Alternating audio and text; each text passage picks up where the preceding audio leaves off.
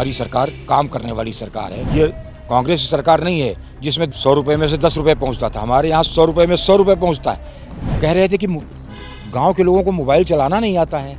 आज आप देख रहे हैं कि गांव के लोग स्मार्टफोन चला रहे हैं। कांग्रेस के टाइम में जो सीधी अस्पताल 65 बिस्तर का था, आज 450 बिस्तर का अस्पताल है। जैसे नाम विधानसभा का नाम है, तो कितना सीधे तौर पर यहाँ योजनाएं पहुँच पाती हैं भोपाल से? सीधे पहुँचती है, सीधे पहुँचती है। किसानों के लिए हमने किसान सम्मान निधि की शुरुआत की। डबल इंजन की सरकार 6000 मोदी जी ने देना शुरू किया, 6000 शिवराज सिंह जी ने भी देना शुरू कर दिया। 72,000 रुपये जिस किसान परिवार के खाते में जा रहा है, वो किसान परिवार नाराज होगा। कुछ तो यारो लोग कहेंगे, लोगों का काम है कहना। कांग्रेस की ठपोर संखी को इन्होंने बहुत अच्छी तरह से पहचान लिया, जनता ने पहचान लिया है। अब वो चलने वाली नहीं। नमस्कार, मैं हूं केशव मालान। खबर इंडिया की मध्य प्रदेश की चुनावी यात्रा के बीच आज हमारे साथ खास बातचीत करने के लिए मौजूद हैं मध्य प्रदेश की सीधी विधानसभा से, एक ऐसी विधानसभा जहां 35% आदिवासी रहते हैं। ऐसी ही विधानसभा से विधायक केदारनाथ शुक्ल जी, सर बहुत बहुत स्वागत है आपका खबर इंडिया पर। सबसे पहले आदिवासी क्षेत्र से आप आते हैं और लगभग 35% की आबादी आपके यहाँ रहती है। उनके उत्थान के लिए, उनके कल्याण के लिए आपकी सरकार ने क्या किया? हमारा सारा काम जन सामान्य के हितों के लिए ही है। आदिवासी महिलाओं के लिए भी जो योजनाएं हैं, सामान्य महिलाओं के लिए जो योजनाएं हैं, आम महिलाओं के लिए योजनाएं हैं, उनका सबका लाभ आदिवासी महिलाओं को भी मिल रहा है। जैसे लाडली बहना है, हमने जाति पंथ का विचार नहीं किया। हमने समूहों के गठन में, गांव में जो समूहों का गठन है, रोजगार मूलक काम, उसमें हमने कोई विचार नहीं रखा है। और हमारी आदिवासी महिलाओं के इतने अधिक समूह बने हैं, एक एक गांव में 2-2, 3-3 समूह काम कर रहे हैं और उनके मार्फत आदिवासी महिलाओं को रोजगार मिल रहा है। और लाडली बहना का लाभ तो प्रत्यक्ष मिल गया है। सारी बातें हैं। लेकिन हमने देखा कि आदिवासी जब से देश की राष्ट्रपति सबसे सर्वोच्च पद पर बैठी द्रौपदी मुर्मू जी आदिवासी क्षेत्र से आती हैं, इलाके से आती हैं, उसके बाद में लगता है कि वो एक सोच में बदलाव आया, जहाँ एक वो दौर था कि लोग आदिवासी समाज के वोट भी बनाना पसंद नहीं करते थे। ऐसा तो नहीं है। लोग आदिवासियों के बीच में जाते थे। कांग्रेस का प्रपंच वाली सरकार अलग थी, लेकिन भारतीय जनता पार्टी ने शुरू से ही आदिवासी समाज के विकास के लिए और आदिवासियों के लिए और जन सामान्य के लिए काम किया है और उसका लाभ मिल रहा है। जी, सामान्य तौर पर हम देखते हैं कि जो भी योजनाएं आती हैं, जिसके लिए शुरुआत की जाती है, उस तक उसका लाभ नहीं पहुंच पाता है। तो ऐसे उसके क्रियान्वयन में, चाहे मोदी सरकार की उज्ज्वला योजना की बात रही हो, चाहे घर घर आयुष्मान योजना की बात रही हो, चाहे आवास योजना की बात रही हो, उसके क्रियान्वयन में कितना आसानी रहा उन तक पहुँचाने के लिए? उनके क्रियान्वयन के लिए तो हम लोगों ने विकास यात्राएं की हैं और विकास पर्व मनाया है। और इससे हमने गांव-गांव में जाकर, प्रत्येक बूथ में जाकर इस बात को अपील किया है लोगों से कि आपकी जो समस्याएं हो आप बताओ। उनकी जो भी समस्याएं रही हैं, अधिकारी रहते थे, अफसर रहते थे, उनसे मिलकर के वो सारा निराकरण करवाना।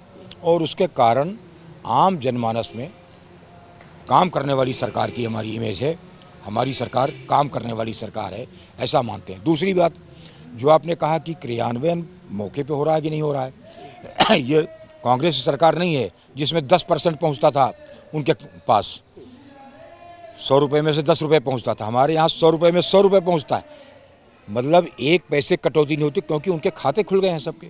उनके खातों में भुगतान होता है और जब उनके खाते में भुगतान होता है 100% भुगतान होता है, इसलिए ऐसी कोई बात नहीं। जब बैंकों में खाते खुलवाने की बात आई थी, जीरो बैलेंस पे खाते खुलवाए गए थे, अभियान चलाया गया था, डिजिटलीकरण का अभियान चलाया गया था नरेंद्र मोदी सरकार के द्वारा, तो लोगों ने एक जुमला बताया था और ये यहाँ तक कहा था कि गरीबों के खाते खुलवाने से क्या होगा। लगता है कि उस डिजिटलीकरण जो हुआ था, शायद उसका लाभ आज दिख रहा है कि जो 1 रुपये वहाँ से चलता है वो आखिर तक 1 रुपये। निश्चित रूप से ये कांग्रेसी भाई किसी भी चीज़ को जुमला बता देते हैं, लेकिन आज आप देख रहे हैं गांव का साधारण लड़का भुगतान करता है फोन पे से। कह रहे थे कि गांव के लोगों को मोबाइल चलाना नहीं आता है। आज आप देख रहे हैं कि गांव के लोग मोबाइल पे कितना स्मार्टफोन चला रहे हैं। तो उनका जुमला, जैसे अभी वोट भी किया है, यूनानिमसली उसको पास भी किया है, महिला विधेयक को, महिला आरक्षण विधेयक को पास भी किया है, और उसको जुमला भी कहते जा रहे हैं। तो इनके तो काम और बात, इनकी दोनों पृथक पृथक हैं। इनको इनकी बातों का जवाब कब तक दें? अगर हमारे मध्य प्रदेश बहुत एक बड़ा एक क्षेत्रफल माना जाता है, क्योंकि जनसंख्या में भले ही आगे ना हो उत्तर प्रदेश की अपेक्षा, अगर हम करते हैं एक तुलना करते हैं, तो अगर क्षेत्रफल में हम जब देखते हैं तो एक वो दौर था कि जब केवल राजधानी के आसपास के इलाकों पर फोकस करके विकास कार्य किए जाते थे। लेकिन अब हम देखें तो वर्तमान सरकार में क्या बदलाव हुआ है? वर्तमान सरकार में बदलाव ये हुआ है, मेरा सीधी भोपाल से सबसे अधिक दूर पे जी। आप जाने, जनरल नॉलेज की बात कितना है, किलोमीटर पड़ता है? 650 किलोमीटर, जी। 650 किलोमीटर मेरा सीधी सबसे दूर है। मेरा सीधी विधानसभा क्षेत्र आदिवासी बाहुल्य है, लेकिन ऐसी कोई योजना नहीं है जो वहाँ न पहुँची हो। यहाँ तक कि जो मेडिकल कॉलेज हमें मिला, सीधी में मेडिकल कॉलेज, हमने 3 साल पहले मुख्यमंत्री से मांगा था। जी। मुख्यमंत्री भी आश्चर्यचकित हो गए थे मेरी मांग पे, मेडिकल कॉलेज, वो मेरी ओर देखते रह गए थे। लेकिन मैंने उनको गणित समझाया और सारी बातें की, मुझे मेडिकल कॉलेज मिला। सीधी से अर्जुन सिंह मुख्यमंत्री आते थे, सीधी में केवल 35 बिस्तर का अस्पताल था उनके मुख्यमंत्री काल में। उनके हटने के बाद बोरा जी ने 30 बिस्तर और दिया तो 65 बिस्तर हो गया था। कांग्रेस के टाइम में जो सीधी अस्पताल 65 बिस्तर का था, आज 450 बिस्तर का अस्पताल है। जो सारी योजनाएं बिल्कुल धरातल पे उतारी गई हैं, दूरस्थ अंचल का कहीं कोई प्रभाव नहीं पड़ा है। सीधी जैसे नाम विधानसभा का नाम है, तो कितना सीधे तौर पर यहाँ योजनाएं पहुँच पाती हैं भोपाल से? सीधे पहुँचती है, सीधे पहुँचती है। कोई भी योजना कहीं ब्रेक नहीं लगता है, कहीं कोई अड़चन नहीं आती, कोई लाग लपेट कहीं कोई अड़चन नहीं आती। आप ऐसी कौन सी योजना मानते हैं जो सबसे ज़्यादा जन कल्याणकारी मानते हैं, जिसमें समाज के साथ में इस सरकार पे भरोसा लोगों ने जताया? ऐसी कोई भी योजना भाजपा की नहीं है जो जन कल्याणकारी ना हो, जिसको कम महत्व की माना जाए। किसानों के लिए हमने किसान सम्मान निधि की शुरुआत की। डबल इंजन की सरकार 6,000 मोदी जी ने देना शुरू किया, 6,000 शिवराज सिंह जी ने भी देना शुरू कर दिया। हर किसान के खाते में 12,000 जा रहा है। अब आप सोचिए कि वह किसान जिसके खाते में 12,000 रुपये जा रहा है, उसके अगर 5 बहुएँ हैं या 4 बहुएँ हैं, उन सबको भी 1-1 हज़ार मिल रहा है लाडली योजना। अब उस परिवार में कितना जा रहा है?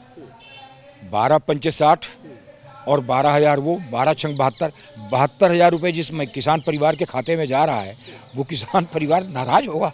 किसान, हमारी एरिया में सरकारी कर्जा अगर ले लेता था कोई किसान, बैंक से कर्जा ले लेता था किसान, कोऑपरेटिव से कर्जा ले लेता था किसान, उसकी ज़मीन कुर्की होने के अलावा और कोई रास्ता नहीं होता था।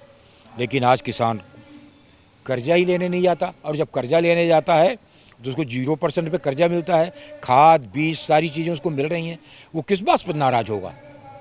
लेकिन इसके बावजूद जिन योजनाओं को आप जन कल्याणकारी बता रहे हैं, उन्हीं योजनाओं का नाम दे करके कांग्रेस बता रही है कि ये मुफ्त की रेवड़ियां बांटने का काम कर रहे हैं, सरकारी खजाने को खाली करने का काम कर रहे हैं। कुछ तो यारों लोग कहेंगे, लोगों का काम है कहना। उन्होंने बहुत कोशिश की। आपको आश्चर्य होगा, 15 महीने के कमलनाथ सिंह जी के सरकार में जो गरीबों के हित की एक महत्वपूर्ण योजना है, संबल योजना, संबल योजना को इन्होंने बंद कर दिया था। गरीबों को 5,000 रुपये जो हम दाह संस्कार के लिए जैसे उसके मरने पे, उस तक को बंद कर दिया था। बेटियों की शादी ब्याह का बंद कर दिया था। हम लोग, एक जोगीपुर गांव है, वहाँ कैंप लगा, विवाह होगा बेटियों का, कांग्रेस की सरकार थी, आ गई थी। सामान्यतः मैं जाता था और 25,000 रुपये हमारी सरकार देती थी, 1,000-2,000 रुपये मैं अपनी ओर से दे देता था। उस दिन कांग्रेस के लोगों ने कहा ये 25,000 देते थे, हम 50,000 देंगे। लेकिन आप आश्चर्य करेंगे, 101 बेटियों का विवाह हुआ और पूरे 15 महीने में एक भी बेटी को 50,000 नहीं मिले। जब उनकी सरकार चली गई तो मैंने शिवराज सिंह जी से निवेदन किया कि ऐसी ठगी हुई है। उन्होंने 50,000 रुपये उन बेटियों के खाते में डाले जिनके विवाह हुए थे। ये सारी बातें हैं। कांग्रेस की ढपोर संखी को इन्होंने बहुत अच्छी तरह से पहचान लिया, जनता ने पहचान लिया है। अब वो चलने वाली नहीं। अब चलने वाली नहीं है। तो अब क्या चलेगा? आखिर जो मुद्दा होगा, ये चुनाव का जो मुद्दा होगा, क्या होगा? विकास, विकास और विकास, विकास। मानते हैं इसी पथ पर चलेंगे। इसी पथ पे चलेंगे। लेकिन दूसरे जो चाहे पार्टी हो या दूसरे जो दल हैं, कभी सनातन धर्म पे बात करते हैं, कभी दूसरा जुमला लेकर उनको कोई बात में लोगों का दिमाग भ्रमित करना है, लेकिन लोग भ्रमित नहीं हो रहे हैं। लोग भ्रमित नहीं हो रहे हैं। जनता पूरी तरह से भाजपा के साथ है और डबल इंजन सरकार के साथ। एक मैं आखिरी सवाल आपसे करना चाहूँगा कि जिस हिसाब से हम देखते हैं, आपके कार्यकाल को देखते हैं, संघर्षपूर्ण रहा, लेकिन भले ही आपकी उम्र बहुत है, लेकिन इस बीच में सबसे ज़्यादा जहाँ तक हमें लगता है कि कोरोना काल का वो एक संकट था कि जो शायद आपने इससे पहले भी कभी ना देखा हो, उससे निपटना और जन जन तक उसका लाभ पहुंचाना, ऐसे में मदद करना, जिस समय लोग अपने घरों में कैद थे उनको राहत देना, उससे उस चुनौती से बाहर निकल के आना आपके लिए कितना कठिन रहा? निश्चित रूप से कठिन था, पर जहाँ चाह वहाँ राह। हमने कोरोना काल में कैंप लगाए, लोगों को पका हुआ भोजन दिया। जिन लोगों के घर में पकाने की सुविधा थी उनको सूखा अनाज दिया और घर घर में अनाज पहुंचाया। और उसकी वजह से हमारे ज़िले में, या यूँ कह लीजिए पूरे प्रदेश में ही, कहीं भी कोई ऐसी दिक्कत नहीं आई।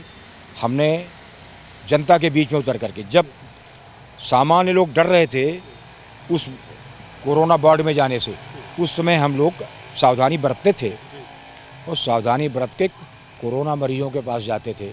कोरोना के जो लोग काल कवलित हो जाते थे उनके दाह संस्कार में जाते थे। और ये सब कुछ करने के बाद हम लोगों ने कोरोना पर विजय पाई है।